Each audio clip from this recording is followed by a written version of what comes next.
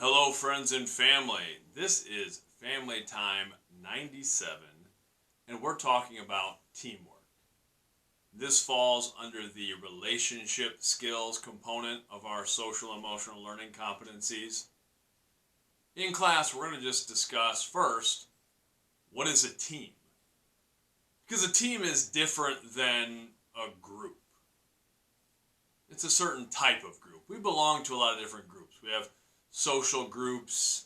We have groups we belong to because we're a member of an organization, an activity. We have groups we belong to because of where we live or because of our jobs. But a team is something more than that. A team is a group of people who are working together and sharing their strengths in the pursuit of a common goal. There are a lot of different definitions of team, but I think that common goal is essential to what makes a team. And in an ideal setting, you have sort of this familiar experience in a team. There's a bond there because a team is often having to overcome obstacles and challenges together.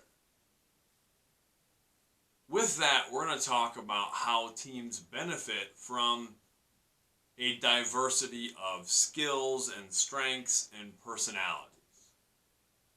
I often think of football as an example of this because I played football through high school and college. I've coached football pretty much ever since.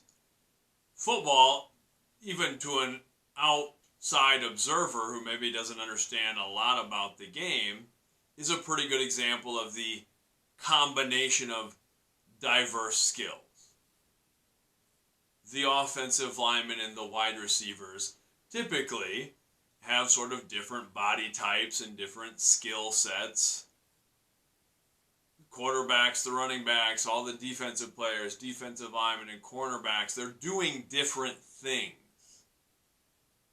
And if you have all of these different people with these different sizes and strengths and speeds, all these different physical abilities, but also mental approaches to the game, if you combine them all together, you have this wonderful conglomeration. You have all of these different individuals coming together for one purpose, one goal, and that's a team.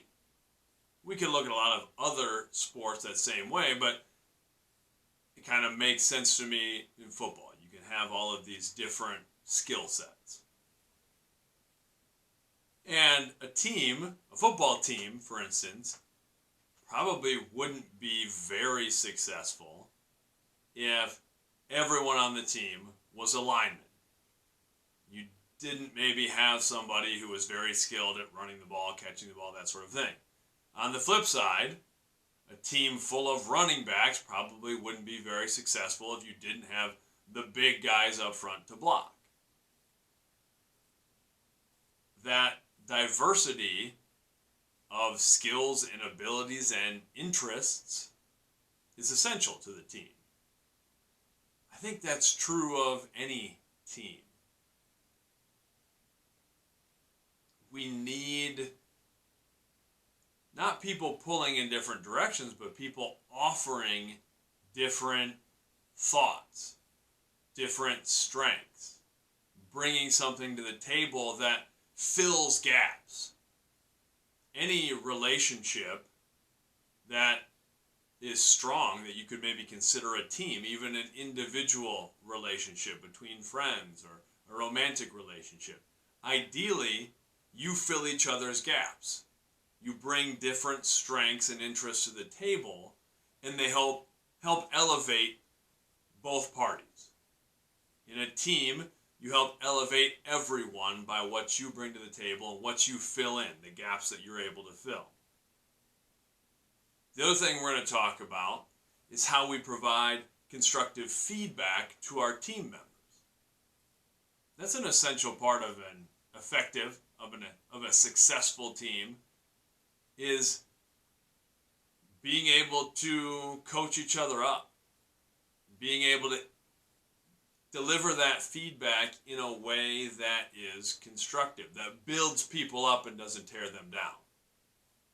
As a coach, that's what I'm always trying to do. I'm not physically performing the task.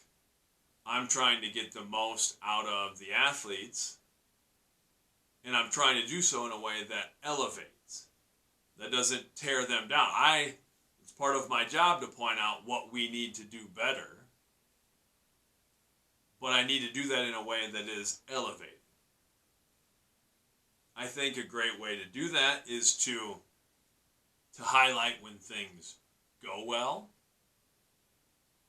I think we can point out shortcomings or areas of needed improvement, but we have to earn that.